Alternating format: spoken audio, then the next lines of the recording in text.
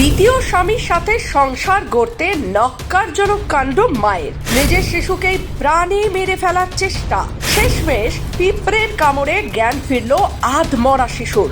এই ঘটনা ঘিরে গ্রাম জুড়ে নিন্দার ঝড়। এক মা নিজের সন্তানকেই প্রাণে মেরে ফেলতে চাইছে, এমন ভয়ঙ্কর ঘটনার সাক্ষী রইল পূর্ব মেদিনীপুর রামনগর থানা এলাকার উত্তর হলদিয়া গ্রামের খয়রান্ডা এলাকা। জানা গেছে, শিশুর প্রকৃত বাবা অর্থাৎ মামনির নিজের স্বামী কার্তিক গিরির বছর 5 আগে তার মৃত্যু হয়েছে। এরপর উত্তর হলদিয়া গ্রামের ছোট্ট শিশুকে নিয়ে বাস করতেন মামনি। ফের 2.5 মাস আগে প্রেম হয় সুখদেব মণ্ডলের সাথে, বিয়েও করে মামনি। এরপরে শিশুর সাথে অমানবিক অত্যাচার শুরু হয়। দ্বিতীয় স্বামীর সঙ্গে নির্বিঘ্নে সংসার করার পথে বাধা হয়ে দাঁড়িয়েছিল তারই ছোট সন্তান।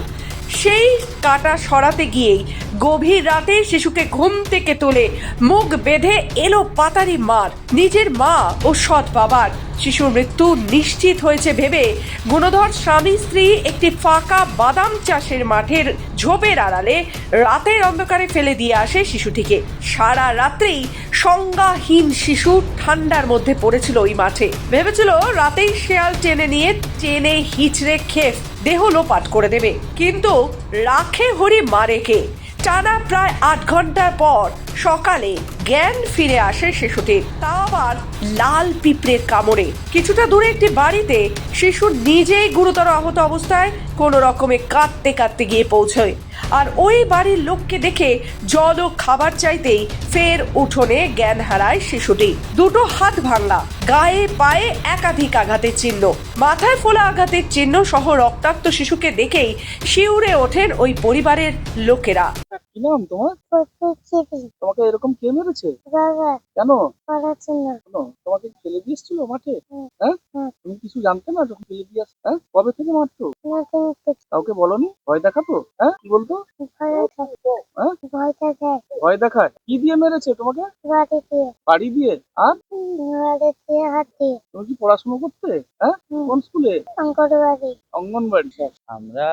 আমি ঘরে ছিলাম না, ঘরে যখন বাড়ি থেকে ফিরি, ঘরে যখন বাড়িতে আছি, যখন দেখি আমার মা আমাকে বললো যে একটা বাচ্চা আমাদের বাড়িতে এসছে, তো খুব অসুস্থ। কেন, কি হয়েছে? যে ওর নাকি বাবা আর ওর মা ওকে মেরে ওরা হাতটা তুলিয়ে দিয়েছে। এবং আমি বললাম কোথায় বাড়ি? বললো এই যে পাশের বাড়ি যে ওখানকার। দেখিয়ে দিল ওটা। আচ্ছা, ও ঠিক আছে। দিয়ে বললাম কি হয়েছে? যখন দেখি বাচ্চাটা মানে খুব অসুস্থ, বাচ্চাটার হাত মানে পুরো ফুলে গেছে এবং হ্যাঁ ফ্র্যাকচার হয়ে গেছে, ফুলে গেছে। এবং আমার বাড়িতে যখন খেতে বসছিল, বাচ্চাটা খাবার তুলতে পারছিল না। ওর বাচ্চাটা যখন খাওয়া শেষ হলো, তখন পর আমি ওকে জিজ্ঞেস করলাম, বাবু কি হয়েছে? ও বলছে যে আমাকে এরকম কালকে রাত্রে বাবা মা আমাকে মেরে আমাকে জঙ্গলে ফেলে দিয়ে গেছে, এবং আজকে সকালে আমি উঠে আমাদের বাড়িতে এসছে। বললাম কেন মেরেছে? কেন না, শুধু মারবে আর আমি করি বলে, এবং সারা রাত মারে। প্রায় বলতে গেলে 1-1.5 মাস হয়ে গেল আমার উপর প্রত্যেক দিনই মারছে। ওর যে বাবা, না আমি যতটুকু শুনি যে ওনার এখন বর্তমানে নিজের বাবা নেই, ওর নিজের বাবা মারা গেছে। তবে এমন লোমহর্ষক ঘটনা চাউর হতেই ছুটে আসে গ্রামবাসী। এরপরই হাড় কাঁপানো নির্মম অমানবিক ঘটনা প্রকাশ্যে আসে। উত্তেজনায় ফেটে পড়ে গ্রামবাসীরা। এরপর পুলিশকে খবর দেওয়া হলে পুলিশ মামনি, গিরি ও সৎ বাবা সুখদেব মণ্ডলকে গ্রেফতার করে। বুধবার পুলিশ হেফাজত চেয়ে যুগলকে কাঁথি মহকুমা আদালতে তোলা হয় বলে জানা গেছে। তবে মা হয়ে নিজের ফুটফুটে সন্তানকে খুনের প্রয়াস করতে পারে এমনটা স্বপ্নেও ভাবতে পারছে না এলাকার মানুষজন। প্রত্যেকে চাইছে দৃষ্টান্তমূলক শাস্তি হোক তাদের। পূর্ব মেদিনীপুর থেকে রাজীব নদীর রিপোর্ট, খবর বাংলা।